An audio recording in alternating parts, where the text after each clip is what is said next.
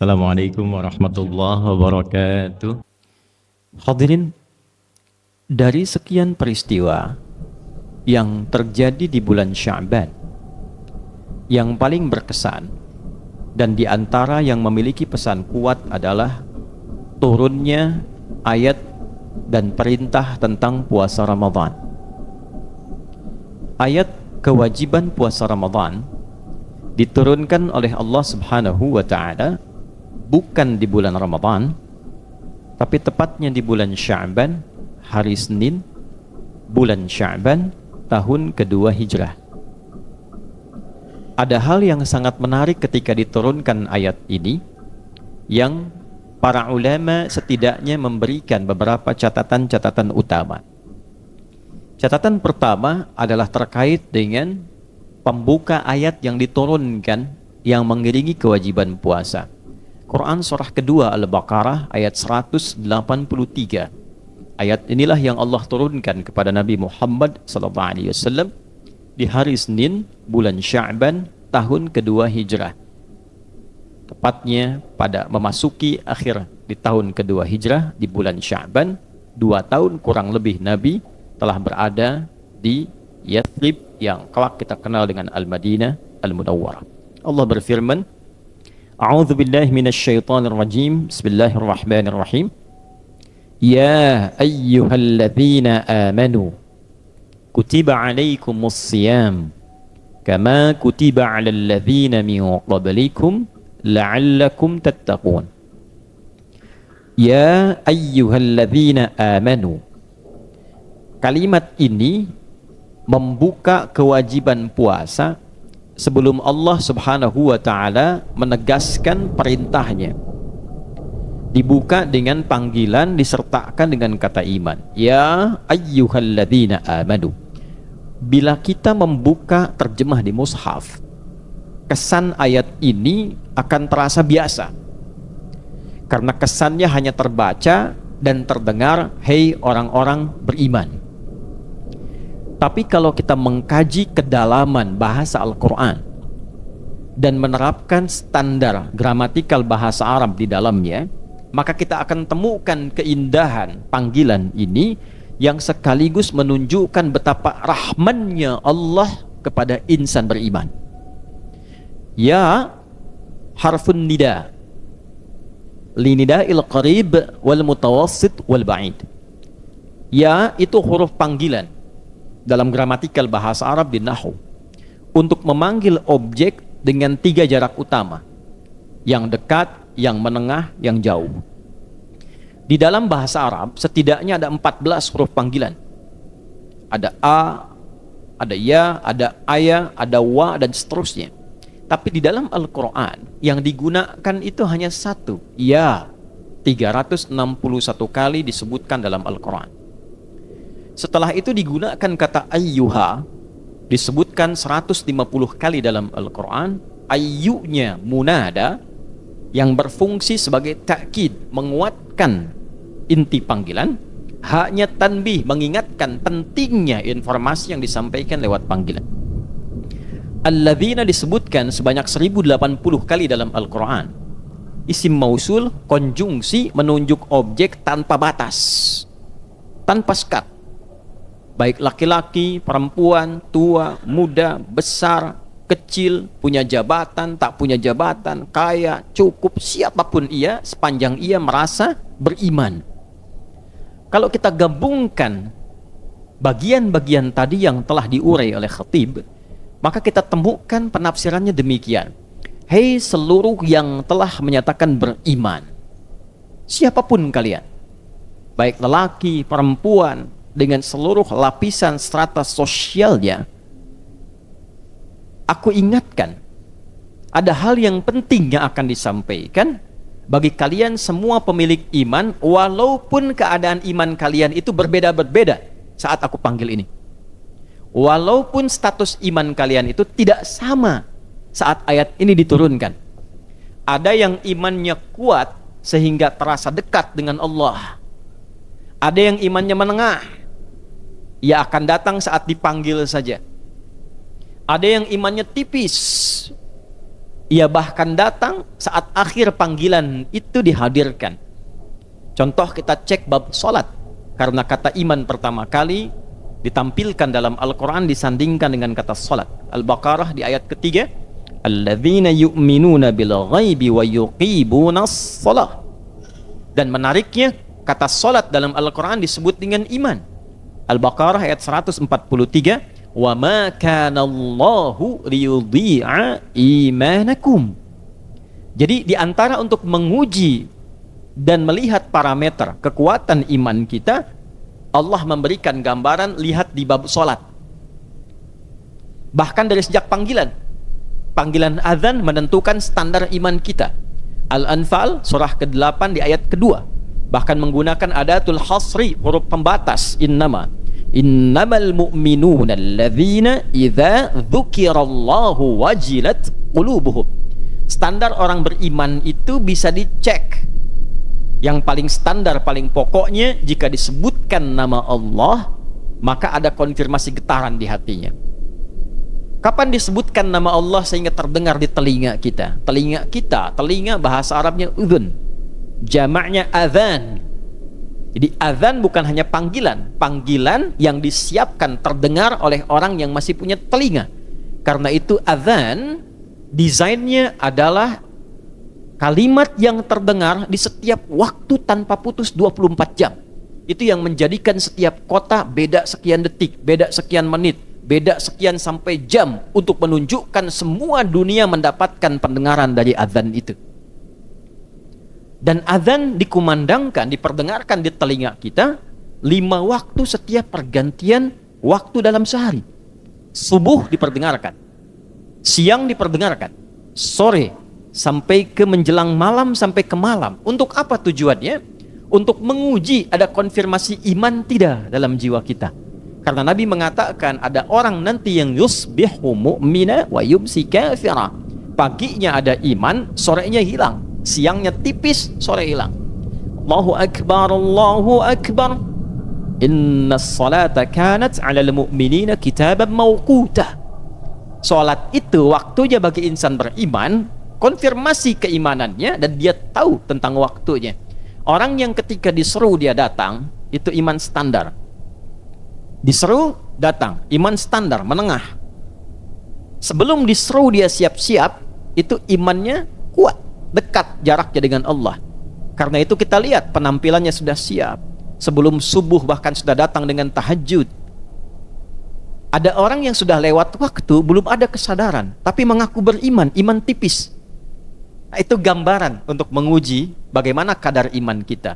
Bila dikaitkan dengan Ramadan, dibuka ayat ini seakan memberikan kesan bahwa setiap insan beriman ketika akan menghadapi Ramadan akan didapatkan 3 kualifikasi ini. Iman kuat, dia berharap dan gembira dengan datangnya Ramadan. Bahkan ada yang saking kuatnya setelah Ramadan, dia masih menunggu Ramadan berikutnya. Dia menangis, memohon kepada Allah, diberikan kesempatan, minta waktu, dekat-dekat semakin semangat. Bahkan dicontohkan oleh Nabi SAW dalam riwayat hadis Muslim dari Usamah bin Zaid radhiyallahu taala anhu, nomor hadis 2357, sejak Sya'ban Nabi terlihat sudah menyiapkan adaptasi Ramadan dengan meningkatkan siam sunnahnya, meningkatkan amal solehnya. Ya Rasulullah, ya kama qala, lam araka tasumu kama tasumu Sya'ban. Saya tidak melihat Anda menunaikan puasa sunnah serajin Sya'ban ini. Maka Nabi mengonfirmasikan bahwa dzalika syahrul ladzi yughfalu aw yaghfulu anhu an-nas. Ini bulan yang banyak orang lupa, baina Rajab wa Ramadan, antara Rajab dengan Ramadan, karena Rajab fokus Isra Mi'raj. Tidak salah, bagus. Bahkan Nabi menempatkannya di situ. Ramadan fokus ditunggu, tapi lupa Sya'ban itu adalah adaptasinya. Ada orang yang biasa-biasa saja. Begitu puasa, ikut puasa. Kalau belum tiba waktunya, santai saja, standar. Ada yang iman tipis. Dilihat berapa lama nih tahun ini puasanya. Dikumpulkan kalender kapan buka dan sahurnya. Sudah mulai dekat, ya kok cepat sekali. Ditunggu kapan selesainya, tipis. Tapi disitulah rahmannya Allah pada kita semua. ternyata huruf ya ini walaupun satu, itu membawa rahmat Allah subhanahu wa ta'ala, sekaligus memberikan kesan pada para ulama. Dan ini bukan hadis, hadisnya palsu, cuma komentar ulama terhadap rahmat Allah yang tinggi, yang saking mahalnya ini, sebagian menduga ini sebagai riwayat.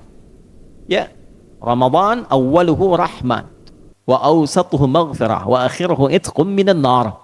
Ramadan awalnya rahmat, pertengahannya maghfirah, ujungnya adalah pembebas dari neraka. Padahal Ramadan awal sampai akhirnya rahmat, awal sampai akhirnya maghfirah, awal sampai akhirnya itqum minan nar. Tapi kenapa kalimat ini muncul? Karena rahmat Allah membuka Ramadan untuk semua kalangan lapisan iman ini. Seakan Allah ingin mengatakan demikian, hei hambaku pemilik iman, aku tahu iman kalian itu berbeda-beda standarnya. Ada yang dekat denganku sehingga semangat menunaikan ibadah. Ada yang standar biasa sehingga kapan diseru dia datang. Ada yang lemah tipis-tipis, sudah diseru belum ingat-ingat.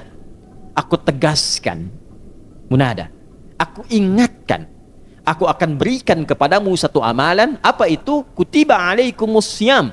Aku berikan amalan penuh berupa puasa yang pembukanya menghadirkan rahmatku, sehingga tidak aku bedakan yang lemah, yang standar, bahkan yang kuat sekalipun. Itulah yang menyebabkan awal Ramadan semua orang bisa semangat menunaikan ibadah ini. Dahsyatnya Ramadan, rahmat Allah begitu luas di pembukanya, sehingga orang-orang yang tidak biasa ke masjid pun itu bisa saf pertama. Orang-orang yang tidak pernah menyentuh mushaf itu bisa ngaji. Orang-orang yang bahkan tidak bisa memberi di luar Ramadan, saat masuk sudah menghitung berapa du'afanya, berapa yatimnya. Itulah indahnya rahmat Allah yang diberikan di awal Ramadan. Itu poinnya. Jadi berbahagialah ketika kita disampaikan ke bulan ini. Bahkan para ulama banyak meriwayatkan doa-doa spesifik, bahkan dari sejak Rajab. Allahumma barik lana fi Rajab wa Sya'ban wa balighna Ramadan. Walaupun sanadnya ada kelemahan di dalamnya, tapi dia dikuatkan dengan riwayat lainnya yang menegaskan inti matannya. Matannya sahih. Bermohon, berdoa kepada Allah. Bahkan ulama sekarang banyak yang minta, Allahumma barik lana fi Sya'ban wa balighna Ramadan. Ya Allah, berkahi kami. Tambahkan kebaikan berkah itu. Baik ibadahnya, baik amalnya. Supaya apa? Sampai ke Ramadan. Saat sampai, baik dan meningkat amal solehnya. Pengen masuk, kenapa?